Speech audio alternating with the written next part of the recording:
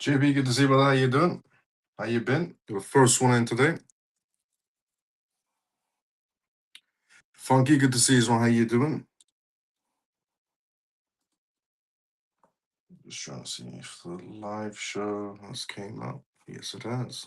Good. Into your profile. Okay. Good evening, CMF. Let's go, Funky. Hello, Miles. Good to see you, brother. T, good to see you. So, how you doing? How's things, brother?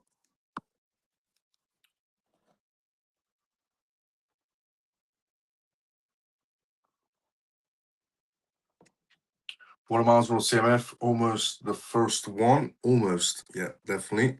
Good to see you, Ray. How you doing, brother? Hi, Miles and CMF. Stormy, good to see you as well. How you doing? Hey there, Miles and CMF. Comatose, good to see you as well. How you doing? Morning, Miles and CMF. Shelly, good to see you as well. How you doing? Evening, Miles. How's things? Things are good. Good to see you as well. Autistic, how you doing? Hi, Miles. Paul, Pablo, good to see you as well. How you doing? Okay, good day, mate. Dale, good to see you as well. How you doing? Okay, let's do intro disclaimer. What we're going to talk about on tonight's live. So, welcome to the CMF Live. If you're watching this for the first time ever, the CMF stands for Crypto Miles Family. My name is Miles. You can tune to this live Monday to Friday, 10 p.m. London time onwards for the most recent news regarding cryptocurrencies, CBDCs, AI, politics, and regulations. Pretty much vital information you should know about regarding the world completely transforming into a digital space. The disclaimer of this live show, as always, is not financial advice, not political advice, and whatever I say is only for entertainment purposes. Now, on tonight's live, just like always, we have a mixture of news to go through. We also do a Q&A as well, which means if you do have any questions anywhere during the live show, put it down inside the comment section. More than happy to help you out. Also, thank you so much to everybody who has straight away liked and retweeted this live show. I've pinned the live show on my X profile, so it's easier for everyone to see it. If you haven't, like and retweet this live show. If you have, thank you so much to every single one of you. If you watch us on YouTube, just drop a like as well. If you want, drop a comment outside the live. Now, before we go through the first news on tonight's live, which is essentially regarding Bitcoin, crypto, such as Bitcoin, and every other cryptocurrency out there who is slightly stalled because of what's about to happen next, which is this geopolitical tension that's rising right now. And because the negotiations reached absolutely nothing, it seems like war is the only option right now. Before we talk about that, let's go start the conversation first and then straight into the first news. So let's see where we're at. Even Miles, how's things? Autistic, good to see you as well. How you doing? Things are great. Pablo, good to see you as well. Good day, mate. Dale, good to see you as well. How you doing? Miles, are we very close to the Clarity Act? I would definitely say yes. We're definitely very close to the Clarity Act. A lot more closer than we ever been before, I would have to say. I mean, the institutions know already that we're going to get a Clarity Act one way or another. That's why they're positioning themselves day by day. That's why we're getting more announcements, you could even say, from institutions regarding their progress inside the crypto sector. It could be regarding custody services or some sort of tokenization services they're going to be offering to high net worth individuals. Even Miles at CMF, good to see you as well. Jason, how you doing? So yeah, I would definitely agree that we're getting closer and closer to a Clarity Act. And it's going to happen one way or another. Now, the first news we're going to cover on tonight's live show is this. Bitcoin rebound essentially stalls. So, as you also yesterday, the crypto market space, yesterday, the day before, the crypto market space was picking up ever so slightly, and everybody was very happy about it. But yet again, essentially, crypto reached a certain glass ceiling. Well, Bitcoin reached a certain glass ceiling, which made it stall and not be able to move on a essentially higher level, you could say. So, what is the reasons why Bitcoin reached a glass ceiling once again? So, Bitcoin rebound stalls as US stock essentially retreats, and gold surges amid the macro uncertainty. Bitcoin's recent attempt at a recovery has been essentially been largely cancelled, as the asset faced a sharp rejection, sliding alongside a downturn in US equity markets. The reversal comes on mounting macroeconomic risks, including renowned inflation essentially concerns and geopolitical tensions, prompt investors to pull back risk on assets. It's interesting, Bitcoin has the title of digital gold, but yet again, because of the war that's about, to happen between the US and Israel and Iran, and possibly if they're dumb enough, China and Russia, that war essentially has made Bitcoin reach a glass ceiling once again. It hits the glass ceiling, comes back down. It's just what I've been talking about essentially for the past few days, regarding Bitcoin just hitting some sort of a ceiling. It can't go past it because we don't know if this war was going to happen. Now that is pretty much confirmed, this war is going to happen. Once Bitcoin reached that glass ceiling again, it came back down. And the ironic part is Bitcoin's digital gold. Yet, two countries going into war, it doesn't react like gold. It doesn't react like a risk off asset. In fact, it reacts like a risk on asset. So, the reversal comes as mounting macroeconomic risks and essentially geopolitical tensions that are going on right now, and it prompts investors to pull back on those risky assets. While Bitcoin had a brief, essentially shown signs of decoupling from traditional markets, today's price action essentially reaffirms its current sensitivity to broader economic sentiments, with $70,000 psychological resistance levels remaining firmly out of reach for now. In contrast to the struggle in digital assets and stock markets, traditional safe haven assets are seen as significant boost in demand. Gold's dominance, for example, gold's prices essentially have surged to near record essentially highs as investors seek shelter from current volatility, highlighting a shift in capital towards hard assets during periods of macro uncertainty. Equity market coloration, major indices like the S&P 500 and the Nasdaq have dipped as corporate earnings outlooks are weighed down by high interest rates and expectations, dragging crypto prices lower in a synchronized, essentially sell-off situation. Flight to safety. Analysts point to essentially a strengthening risk-off environment where liquidity is being pulled from speculative tech and digital assets in favor of more defensive, essentially positioning like cash and precious metals. Despite the setbacks, some market observers view this constellation as a necessary cooling off period within the broader utility era cycle that we're essentially seeing right now. As the market digests the latest economic data and the focus is shifting towards institutional support levels that historically essentially held firm during previous pullbacks, while the immediate rebound narrative has been sidelined and the long-term outlook remains tied to the ongoing integration of blockchain technology into a global essentially financial plumbing, though the volatility is expected essentially to persist as long as macro conditions remain unstable. The easiest way to put it is once again, the title Bitcoin is being given, digital gold, hasn't worked out for it whatsoever. For the longest time, I gave this, analogy that if Bitcoin is digital gold, it should react like gold. And I said if two countries go into war, and the examples I used was if China, essentially goes into war with Taiwan tonight, what will happen to Bitcoin? And I said Bitcoin will go down, and what will happen to gold and Bitcoin, essentially, and gold will go up because one's an actual safe haven while the other one has a pretend title. And we're seeing that play out in real time as we're essentially inching closer to a Middle East war between the US, Israel, and Iran. Bitcoin is staggered, yet gold is actually doing pretty damn well for itself. I think somebody should tell Michael Saylor, his golden goose, which he's putting all of his money into, and naming it the digital gold and a risk, essentially a risk-off asset. It's not playing out the way he thought it was going to. And again, I'm not criticizing Bitcoin essentially or anyone holding Bitcoin. Just want to point that out. But what I am criticizing is the fake titles and narratives that we give certain assets. Now, US spot Bitcoin ETFs, putting that to one side regarding essentially that it's not holding its own ground in terms of what's about to happen right now. What is actually happening right now, though, is there's actually an influx in terms of their Bitcoin ETFs. So while there might be sell-offs happening on crypto exchanges, there actually is inflows happening on terms of ETFs. So US listed spot Bitcoin ETFs are on track for essentially inflows of weekly performance in over a month, following essentially a massive influx of $1.1 billion in net capital over just 3-day period. This surge essentially in buying activity highlights a resilient institutional appetite for a leading digital asset. Even as broader essentially market grapples with essentially macroeconomic uncertainty, the rapid accumulation of Bitcoin by these funds underscores the growing role of regulated investment vehicles in providing a stable on-ramp for traditional wealth managers and pension funds looking to capitalize on the current market cycles. Bitcoin had roughly about 11 days of outflows and suddenly 3 days of inflows in Bitcoin ETFs. Now, sustained institutional demand.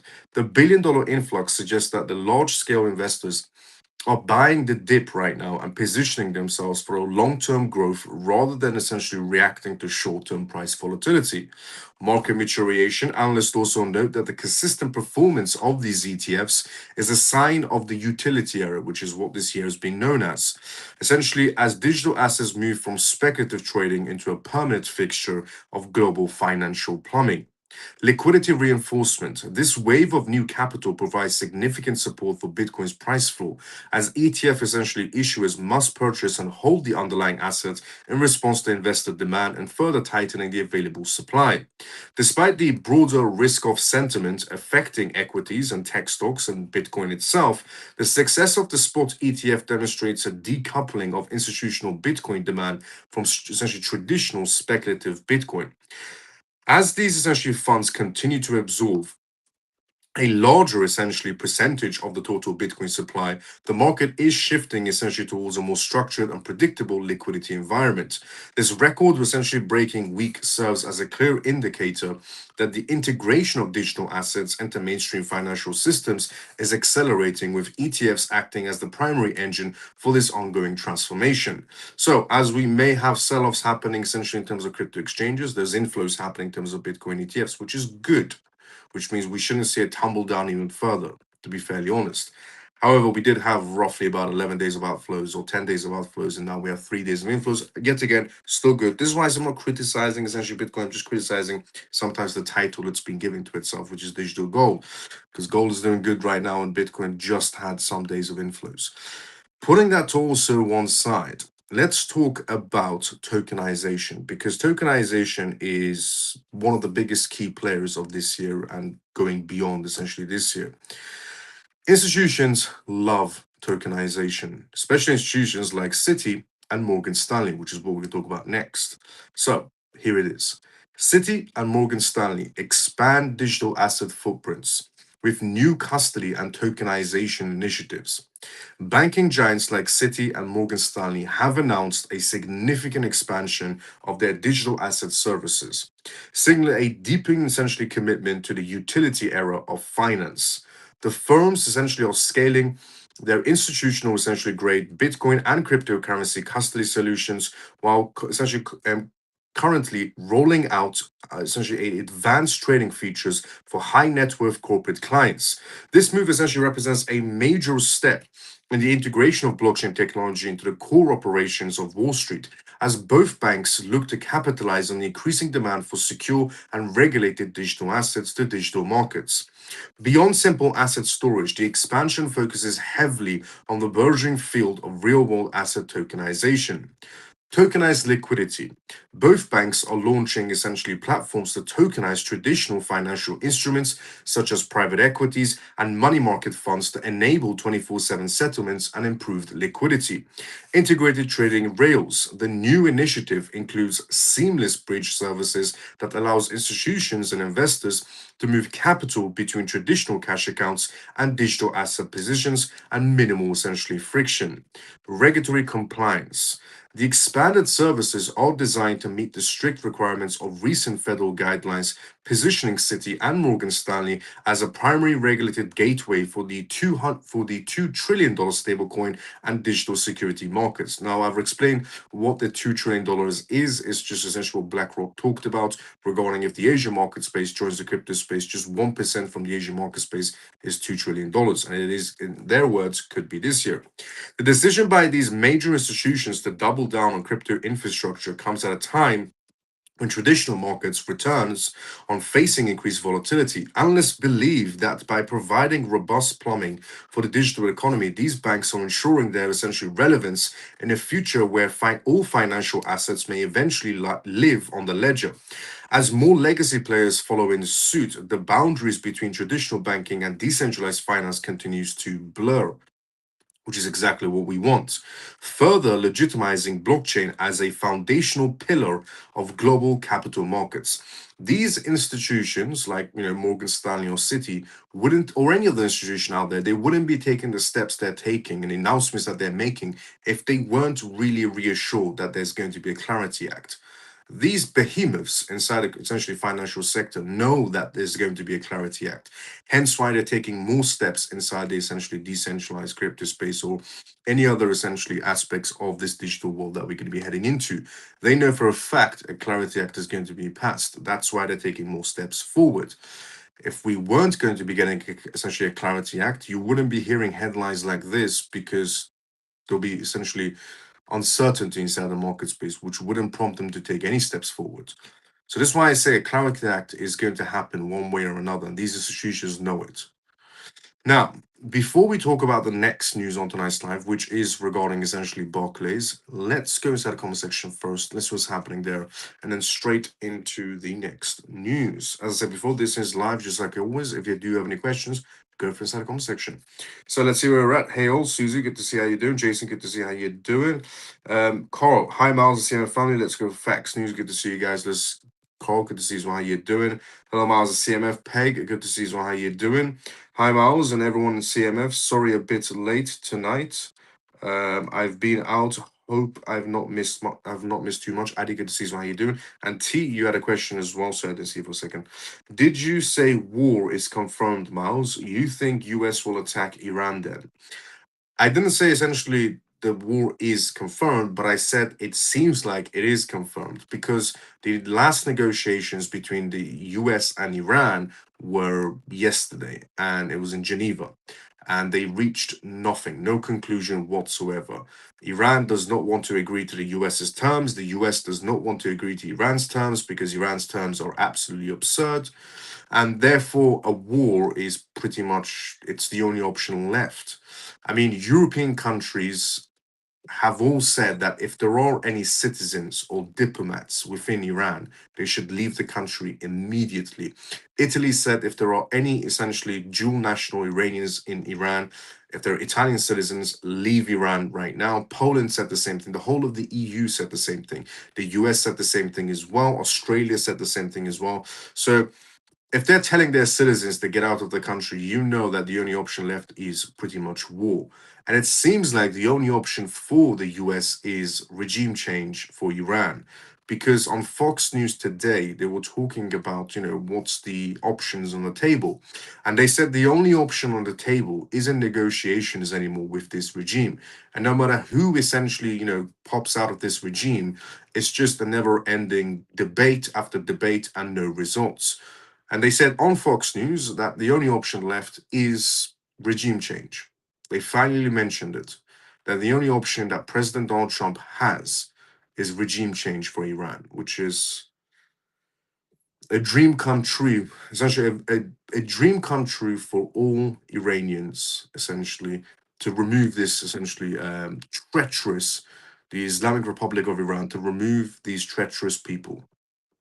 Essentially, tramps is what I would call them. The Islamic Republic of Iran, everybody involved with the Islamic Republic of Iran, and including their entire government and their family members, all of them are tramps. And the faster we essentially remove these types of people, the better it is for all of us. For the Iranian people and for the rest of the world. Now, Barclays Bank is what we're going to talk about next, and that is also going to be causing the markets to drop as well. Now, I have laid out the two outcomes. If this war does happen, obviously the crypto market space will be the first market space to be in shock and it will drop, and that could be the final drop everybody's been expecting inside the crypto space. The second outcome is the Iranian government will try to move their money into cryptocurrencies to essentially exit the country. That's also a possibility. So it could boost the crypto market space as well. First, we're going to shock, then boost because people try and remove their money from the market space in the Iranian government. So we can have both outcomes. You can pretty much say one will have shock, two, then we have boost. Or we could even get boost if they get some sort of announcements before the war happens. Let's just put it that way as well. Now, Barclays Bank is what we're talking about next on tonight's live. So Barclays Bank is exploring specialized blockchain platforms to modernize global payment infrastructures. Barclays is reportedly in the early stages of exploring a dedicated blockchain platform to overhaul its international payments and settlement systems. This is massive news. Just another example of that these institutions and these banks know that it's game over. that detects essentially that the blockchain space has pretty much taken over, and that whether the banks like it or not, we are going digital. So it's either, back to that old saying, if you can't beat them, join them. That's exactly essentially what's happened. The blockchain sector has definitely taken over in terms of essentially what they provide, essentially on the table, and in terms of also politics. And that is why you have a big bank like Barclays who's come forward and said, we want to go digital. We're looking for a platform to help us go digital. I'll be very honest, the only platform that can help Barclays is Ripple. There's no other platform out there. Ripple's the only blockchain company essentially that can help them out. But here it is. Essentially, Barclays is reportedly in the early stage of exploring a dedicated blockchain platform to overhaul its international payments and settlement systems to pretty much change their entire system. According to a report from Bloomberg, the UK-based banking giant is investigating how distributed ledger technology can be used to essentially reduce the friction and costs associated with traditional essentially cross-border transfers. This move aligns with the broader trend essentially among European tier 1 banks to move essentially beyond pilot projects and towards permanent production-ready plumbing that can support the high-speed requirements of the modern utility era. The initiative essentially reflects a strict shift towards utilizing essentially blockchain efficiency to maintaining essentially a competitive edge. Real-time settlements. The platform aims to eliminate the multi-day delays inherent to the legacy correspondent banking system by enabling essentially instant movements of value across the bank's global network. If they're honestly looking for the next big thing to, move Barclays from traditional systems to blockchain, it's the XRP ledger. I'll be honest with you. Operational cost reductions. By automating essentially compliance checks and transactions through smart contracts, Barclays seeks to significantly lower the administrative overhead of international trade finance. Interoperability goals. The bank is focusing on ensuring the new platform can eventually interference with emerging central bank digital currency CBDCs and other regulated institutional networks like the XRP ledger. Barclays Banks wants to go essentially digital. Barclays Banks is looking for the next blockchain company to help them out. Barclays Bank has actually mentioned the XRP ledger before and Ripple. Barclays Banks is also trying to look to how they can have crypto and CBDCs. Which blockchain or company essentially inside the blockchain sector offers crypto and CBDCs? Ripple. Which company has won multiple awards for CBDCs? Ripple. You can see where this is going. While Barclays has not yet essentially set a formal launch date, the exploration signifies a major commitment to digital asset infrastructure as a core component of its future business model. This development comes as regulators essentially in the UK and the US work together to harmonize rules for stablecoins and tokenized assets, providing a clearer legal path for such institutional ventures. As the supercycle of blockchain integration continues, Barclays pushes into priority ledger technology and highlights the growing necessities for legacy banks to adapt their essentially infrastructure to remain relevant in a digitalized global economy. A bank like Barclays, who's an absolute behemoth inside the banking sector, coming out and saying, we want to stay relevant because we're about to, change the entire financial sector means a lot for the blockchain sector. Honestly, we went from a very speculative space inside the crypto sector where nobody wanted to touch to now a behemoth like Barclays Bank going, if we don't join the digital sector, we're going to get left behind. That tells you a lot of how far we've come inside the crypto sector. Now, Germany is what we're going to talk about next on tonight's live. Germany's essentially all utility launches a regulated stablecoin tied to the safe haven Swiss francs. Now we have essentially, USDT, USDC, RLUSD, and so on for US dollars, and we have essentially other stable coins for other currencies like the euros, essentially Japanese yen, and so on. And now we're about to be getting the Swiss francs. So a German all utility, a joint venture involving German financial heavyweights, has officially launched a fully regulated stablecoin pegged to the Swiss francs. This move represents a strict expansion of the European digital asset landscape, providing institutional, essentially, and retail investors with a blockchain based version of one of the world's premier, essentially, safe haven currencies by operating under a strict regulatory framework. In Germany, all utility essentially aims to offer a secure, transparent alternative to US dollar dominated stablecoins, catering especially to the demand for stability and capital preservation within the Eurozone. The launch is essentially timed to capitalize on the growing utility era demand for high quality collateral and low volatility settlement assets. Institutional security. The stablecoin is backed by a 1-to-1 ratio by liquid Swiss francs reserves held in regulated European accounts, ensuring that the token maintains its peg even during periods of high market stress. Cross-border efficiency. By utilizing high-speed blockchain infrastructure, the Swiss francs token enables near essentially settlements for trade finance and international remittances, bypassing the delays of the traditional SWIFT network. Regulatory compliance.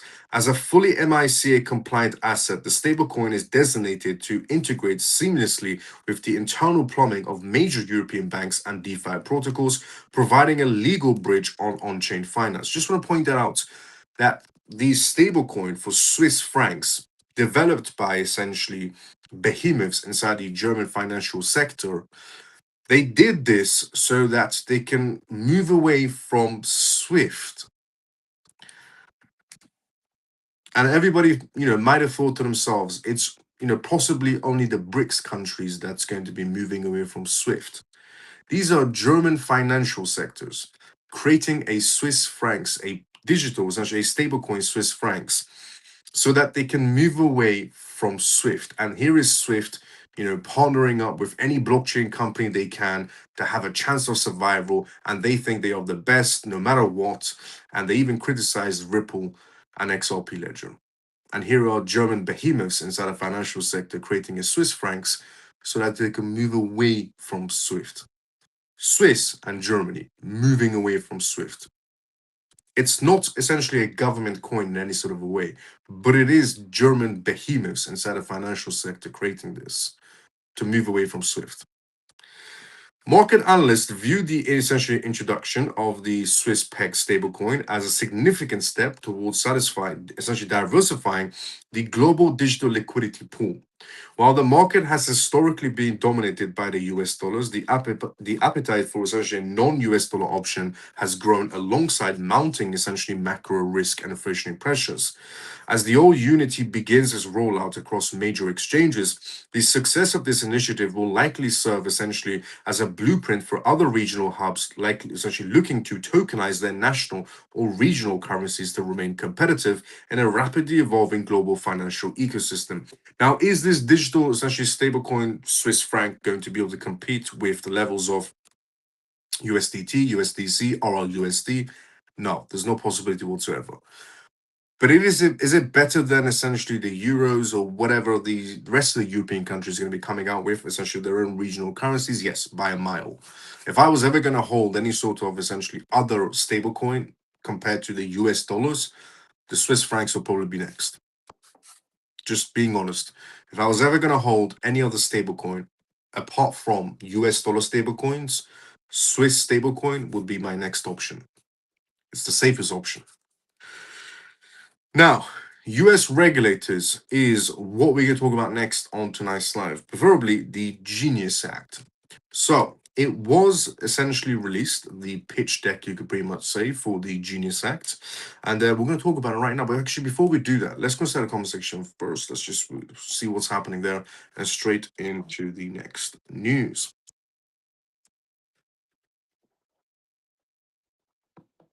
Hi, Marzi family. Alex, good to see you. How you doing? Mike, good to see you. How you doing? Now, US regulators, Genius pitch costs, essentially pitch casts shadow over existing stablecoin models. A new regulatory essential proposal linked to the Genius Act framework is causing significant concerns across the digital asset sector. As officials signal a move towards a much more stricter oversight of stablecoin collateral. The pitch from US regulators suggests that many current stablecoin models, particularly those essentially relying on mix of diverse digital assets or less liquid traditional securities, may no longer meet the rigorous standards required for federal approval.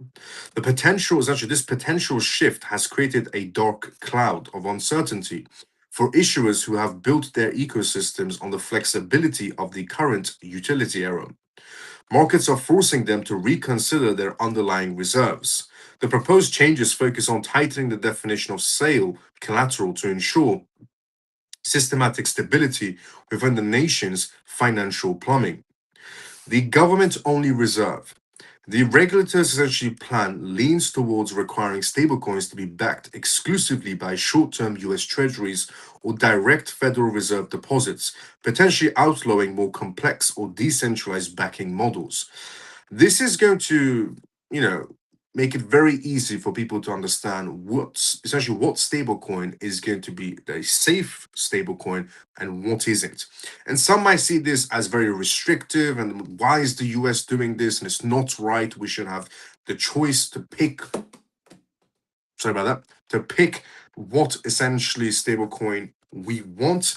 But this is actually going to make it safer for people because depeggings do happen inside the crypto sector, and we don't want depeggings to ever happen again. And rules like this can stop depegging from happening. Banking style supervision. Under the pitch, large scale issuers would be subjected to capital essential requirements and stress tests similar to those of traditional commercial banks. A move many crypto native essentially firms argue would stifle innovation. Secondary market essentially restrictions as well. There are growing fears that stablecoins failing to meet those new Genius standards could be restricted from being used as bridge assets and institutional settlements or essentially as collateral in decentralized finance DeFi protocols. While the regulator frames the proposal as a necessary step to protect consumers and prevent essentially the Lehman style collapse in the $2 trillion stablecoin market, industry leaders warn that it could consolidate power among a few large bank alien essentially players, and the prospects essentially of such a rigid framework has already sparked intense lobbying efforts from across the crypto sectors. As firms scramble to defend the utility of multi asset backings, as the debate over the Genius Act essentially intensifies, the outcomes will likely determine whether the future of digital dollars remains open and innovative or becomes a strictly controlled extension of the legacy banking systems. Some are saying that this gives the banks more power of these strict regulations that are coming out for stablecoins. It gives the banks a lot more power. Some are also arguing that this will essentially, make the stablecoin sector safe. Not that anybody can just print out a stablecoin and say, "Yep, you can use our stablecoin." No, there should be certain laws to govern stablecoins so that not random people or anyone essentially that doesn't have the assets to back it can just launch it into the market space. So there's both sides of the argument.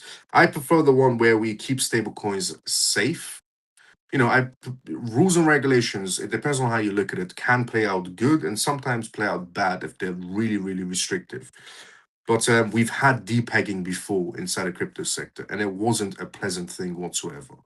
So there's both sides of the argument to that. Now, moving on from that to the new baptism bill that aims to secure American leadership essentially in the next century of technology.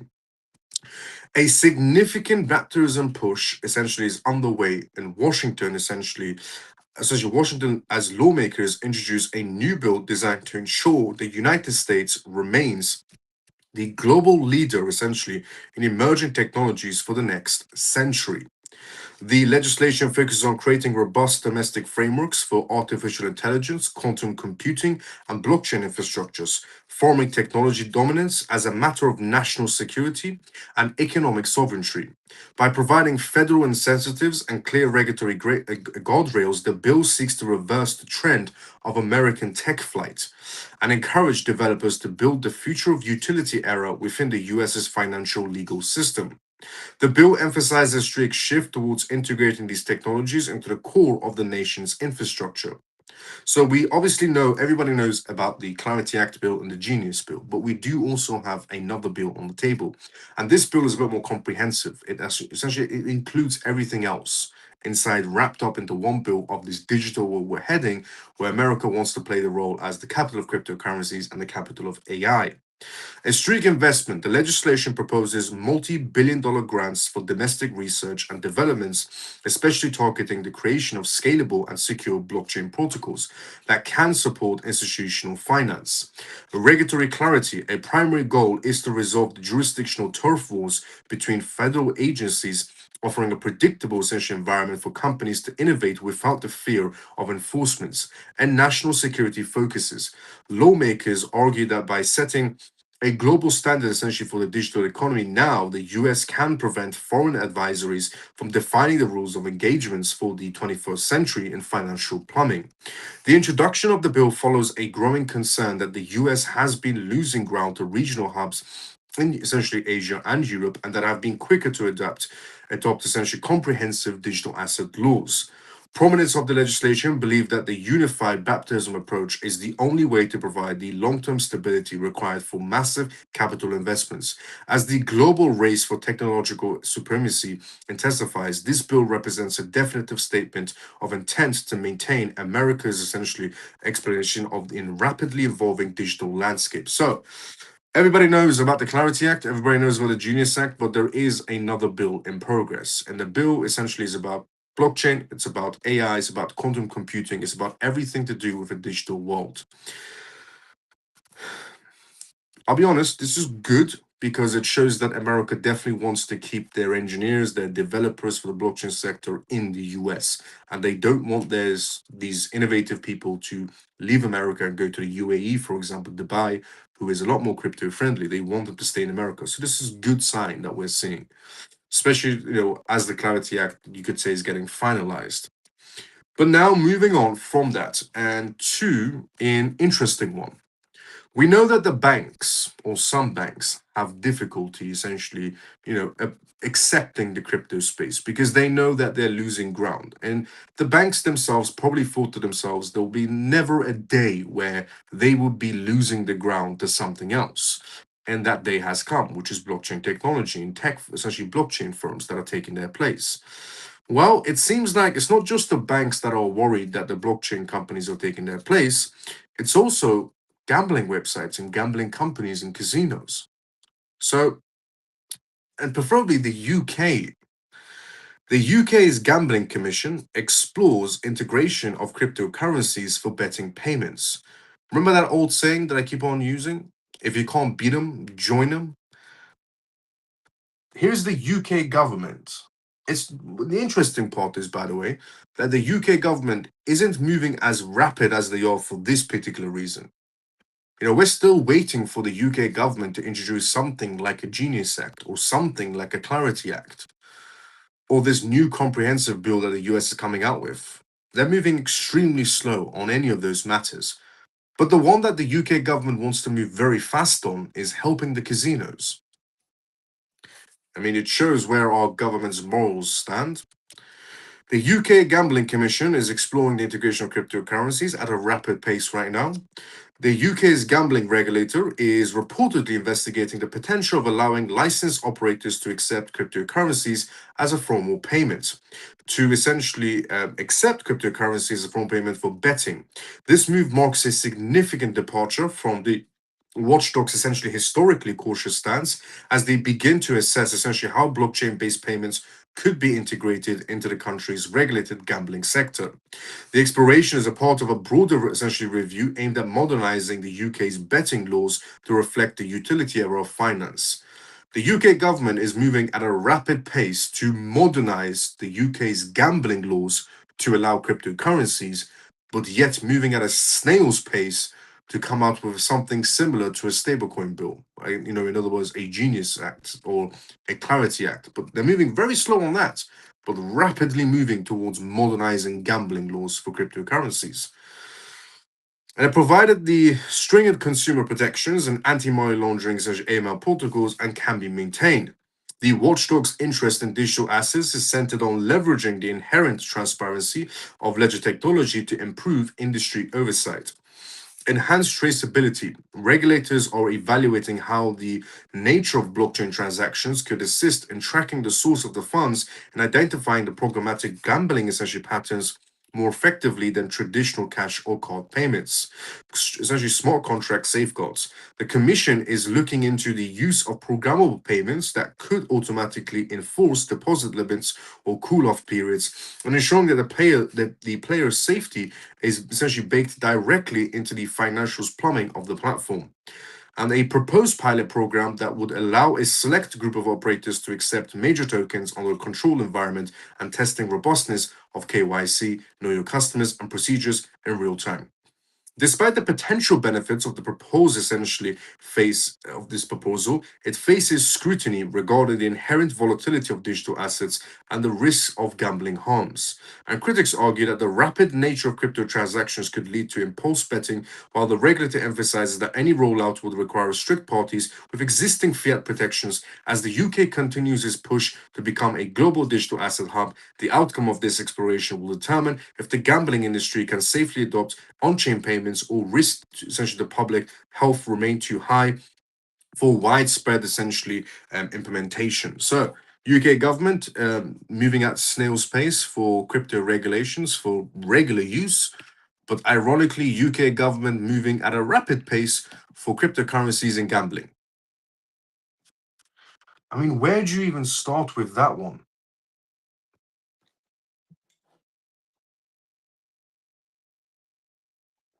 There are businesses, CEOs, entrepreneurs, startups, all blockchain companies waiting for crypto regulations in the UK. And here we have the UK government worried about the casinos. Now, moving on from that to Ripple. A lot of Ripple news to cover. And let's start with the face, essentially the first one. Ripple white paper, a streak shift aims to redefine institutional trading. Ripple has released a pivotal, essentially white paper detailing a new framework for how global banking institutions can trade and settle digital assets using the XRP ledger. The document outlines a version for a unified liquidity model designed to reduce the friction currently found in fragmented crypto markets and traditional FX corridors. By providing a structured roadmap for institutional integration, Ripple aims to position XRP as the primary bridge asset for the next generation of financial plumbing, allowing banks to move value with the same speed and transparency as information. Ripple just had the Australian event where Brad Garlinghouse was there. Many speeches were made on Ripple's future, and that there isn't one switch. There's thousands of switches. Essentially what was said, which is yes, 100%. There was never one switch to begin with. The amount of essentially NDAs that Ripple has, you could pretty much say, the amount of NDAs that Ripple has. Yes, there are definitely thousands of switches that need to be turned. Over the years, Ripple has made multiple contracts, made multiple acquisitions, and multiple NDAs. So yes, there's definitely thousands of switches that need to be turned on. But putting that to one side, one of the things essentially was mentioned is the Ripple white paper. So the initiative focuses on empowering the broader ecosystem and enhancing network decentralization. Decentralized funding model. Ripple is transitioning towards a new funding structure for the XRP ledger, designed to empower independent developers and community-led projects through a decentralized grant process. Institutional targeting phase. The XRP ledger is entering a mature phase of development, especially targeted at high, essentially level institutional finance and prioritizing features like enhanced clawback capabilities and specialized tokenization standards. Community governance. By moving away from centralized funding, Ripple intends to foster a more resilient and essentially democratic growth model for the ledger, ensuring its long term viability as a public utility for global finance. Brad essentially has Brad Garlinghouse also signals a shift in regulatory climate and global adoption as well. In a series of recent public statements, Ripple's CEO Brad Garlinghouse has highlighted a dramatic shift in the global regulatory landscape of suggesting that flipping of switches for mass essentially XRP adoption is now on the way. He noted essentially that years of legal hurdles are giving way to a new era of clarity, allowing thousands essentially of allowing thousands.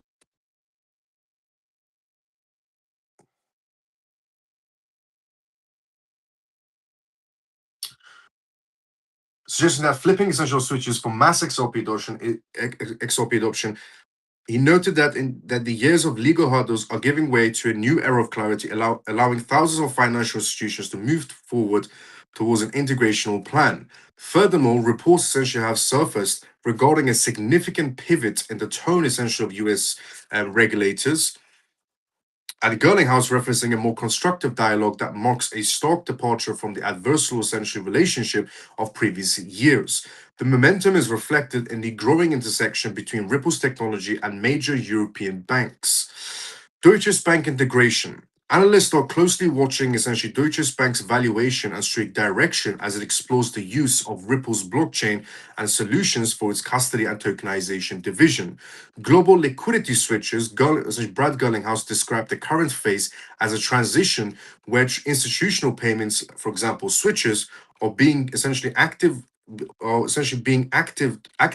globally, particularly in corridors that have long suffered from high costs and slow settlement times. Regulatory essentially reapproachments. The CEO essentially comments regarding a change in the US and regulatory stance suggests that the path is being cleared for XRP to serve as a compliant, regulated asset within the American financial system.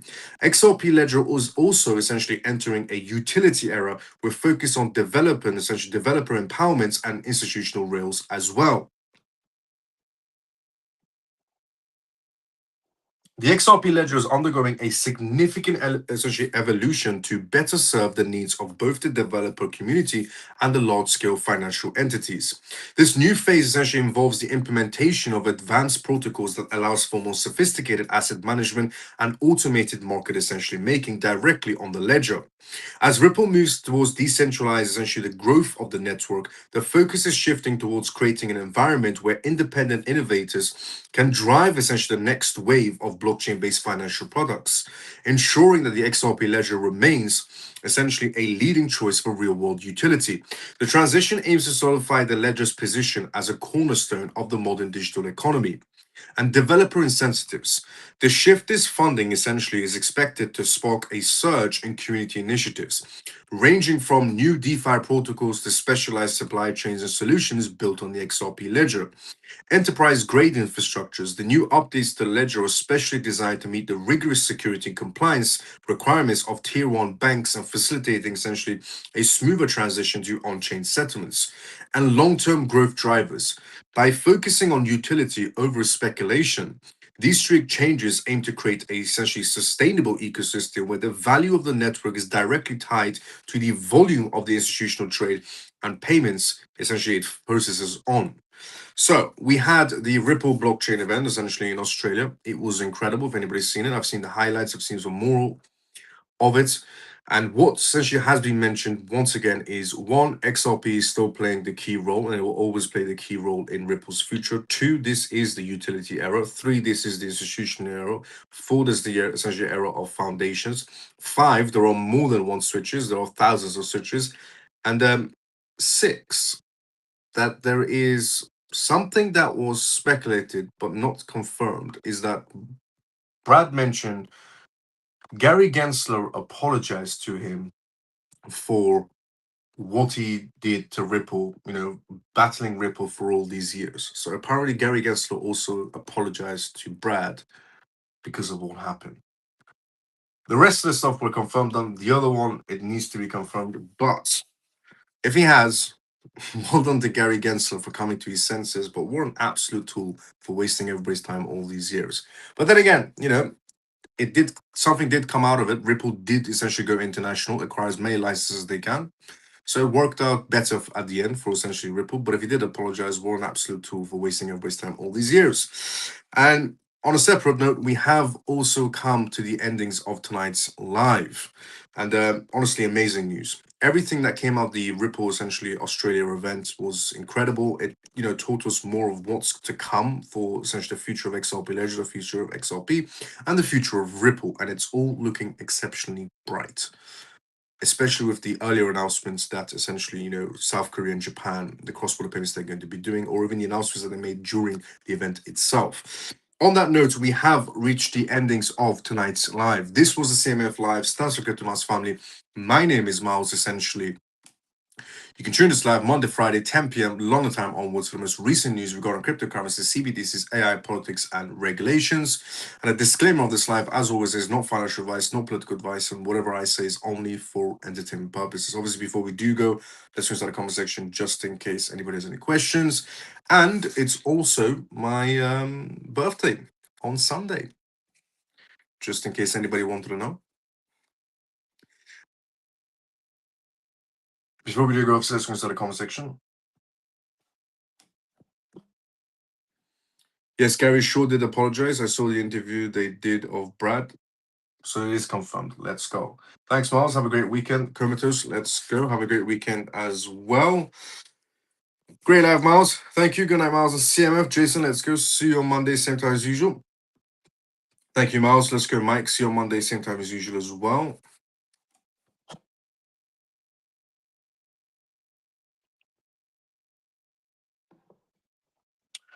Thanks, Miles.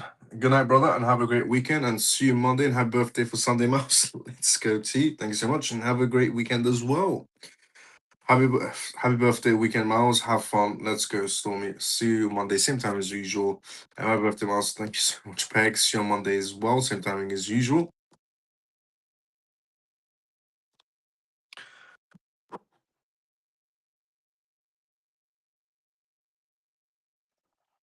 Tried so hard to send messages on X, but couldn't.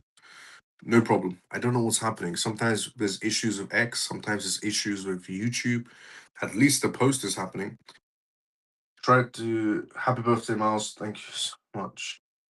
Thank you, brother. See you on Monday, same time as usual. Thanks, Miles. Have a great weekend, everyone. Let's go, Stormy.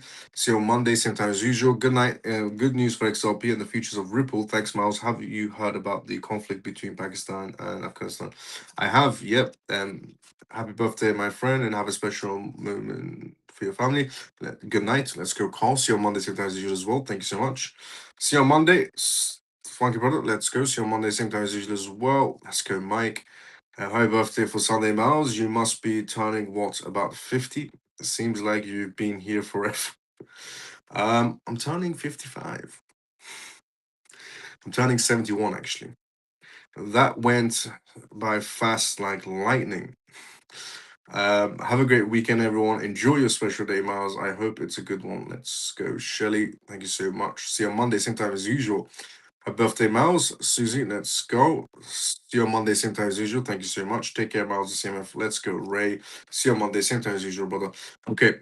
I essentially will see all of you on Mondays, same timing as usual, 10 p.m., long time onwards. Thank you so much to everybody for the birthday wishes. And see you on Monday, everyone, same time as usual. Everybody have a great weekend wherever you are, CMF members around the world. Love you all. See you on Monday, same time as usual. You're still young, my friend. Let's go, Carl. Good night, Miles and CMF. Thank you for a great live and news. Have a great birthday weekend, Miles. Let's go, JP. See you on Monday. Same time as usual. Love you all. Happy birthday, brother. Definitely not 55 or 71. Stop it, bro. Looking young. Let's go, Ray. Also, by the way, if you liked and retweeted this live show on X, thank you so much. If you haven't, like and retweet, especially, it's my birthday. So like and retweet if you already haven't. And if you watch us on YouTube, like the live show as well. If you haven't, if you have, thank you so much. If you followed and retweeted, especially if you followed and subscribed during this live show as well, thank you so much and welcome to CMF family. Love you all. See you on Monday, same time as usual, everyone. It means you are Aquarius. Nope, I'm a Pisces. 1st of March. I'm Pisces. See you everyone on Monday, same time as usual. Everyone have a great weekend.